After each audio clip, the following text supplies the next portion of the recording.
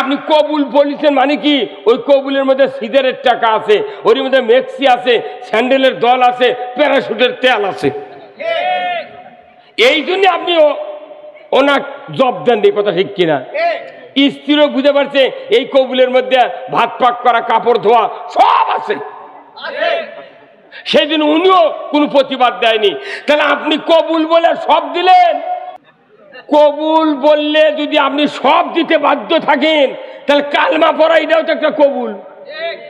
আপনি কালেমা পড়েছেন কতদিন আগে, 60 বছর আগে, আপনাকে এখনো জুম্মার নামাজ 5 ওয়াক্ত পড়েন না, 5 ওয়াক্ত নামাজ পড়েন না, সুদ বাদ দেন না, পর্দা করেন না, গোয়েন্দাগিরি বাদ দেননি, চুরি করা বাদ দেননি, ঘুষ খাওয়া বাদ দেননি, কিস্তি নেওয়া বন্ধ করেননি। তাহলে কবুল বললে সব দেওয়া লাগে, আর কালেমা বললে এগুলো সব করা লাগবে আর বাদ দেওয়া লাগবে। এই বক্তৃতা কতদিন দেবো আর?